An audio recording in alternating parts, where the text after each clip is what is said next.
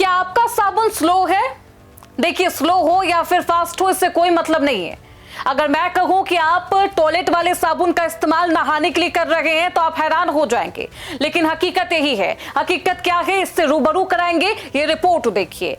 नमस्कार, बहुत स्वागत है आपका। आप देख रहे हैं प्राइम न्यूज का डिजिटल प्लेटफॉर्म। मैं हूं आपके साथ श्रुति अंगद। क्या आपने कभी सोचा है कि जिस साबुन को आप अपनी त्वचा के लिए सबसे अच्छा मानकर ले आए हैं, वो असल में टॉयलेट साफ करने वाली कैटेगरी के साबुन है? जी हाँ, चौंकिए मत, क्योंकि विज्ञापनों की चकाचौंध ने आपकी आंखों पर पर्दा डाल दिया।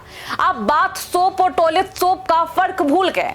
आपने वो मशहूर विज्ञापन देखा होगा जिसमें दोस्त को चिढ़ाया जाता है, तू टॉयलेट वाले साबुन से नहाता है क्या? लेकिन सच्चाई भी यही है, शायद आप भी यही कर रहे।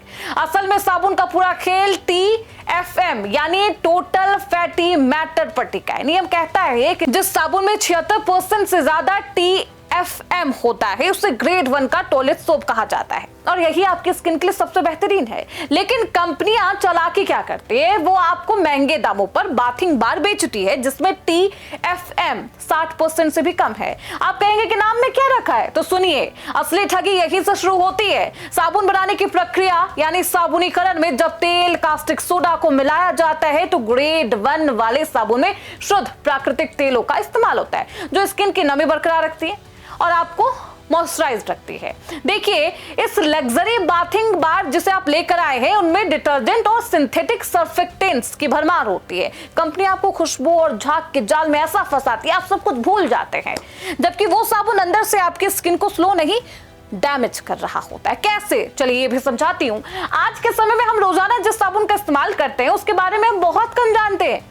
हम उसमें सिर्फ एक साफ सफाई का साधन समझ लेते हैं, लेकिन असल में साबुन बनने की जो प्रक्रिया है वो काफी वैज्ञानिक है, दिलचस्प है। आप सही जानकारी ले तो आप न सिर्फ अच्छा साबुन बना पाएंगे बल्कि अच्छा साबुन चुन भी पाएंगे।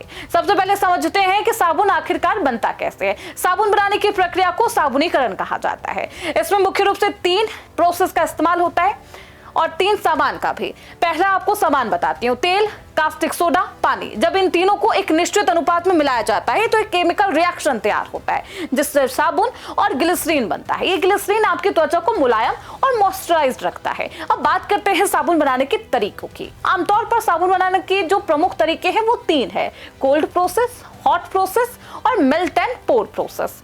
ये प्रभाव हर साबुन पर लागू होता है। हाई TFM यानी कि 76% वाले ग्रेड 1 साबुन या नेचुरल हर्बल जैसे ग्लिसरीन बेस्ड आयुर्वेदिक अपेक्षाकृत कम नुकसान करते हैं।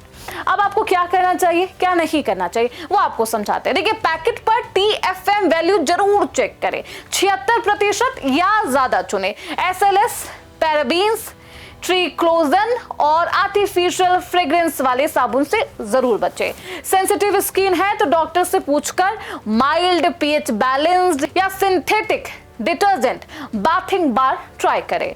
नहाने के बाद मॉइस्चराइजर जरूर लगाएं और गर्म पानी के बजाय हल्के गुनगुने पानी से नहाया करें। अगर आपकी स्किन में पहले से कोई समस्या है जैसे कि एक्जिमा, ड्राइनेस है तो डॉक्टर या डर्मेटोलॉजिस्ट से सलाह लें। स्वस्थ त्वचा के लिए साबुन का कम से कम इस्तेमाल करें और सही चुनाव करें। अगर आप सच में अपनी स्किन की परवाह करते हैं तो आप अभी उठिए, अपने बाथरूम में जाइए और अपने साबुन के पैकेट को चेक करिए, देखिए, खुद से पूछिए, क्या इसमें TFM लिखा है? क्या ये ग्रेड 1 है या फिर ये सिर्फ विज्ञापन के भरोसे आपने खरीद लिया है? सवाल कीजिए, खुद से पूछिए। विज्ञापन के बिछाए जाल में आप ऐसे फंस चुके हैं और हम सब ऐसे फंस चुके कि हम कुछ नहीं देख पा रहे। अभी के अभी अपने बाथरूम में जाइए, अपने साबुन को चेक कीजिए, मुझे कमेंट में बताइए कि क्या आपका साबुन स्लो है। चलिए, स्लो नहीं हो तो भी ये जरूर इस कमेंट बॉक्स में बताइएगा कि क्या आपका साबुन भी टॉयलेट सोप है। कमेंट में जरूर बताइए। फिलहाल इसी के साथ इस रिपोर्ट में बस इतना ही। देखते रहिए प्राइम न्यूज का डिजिटल प्लेटफॉर्म।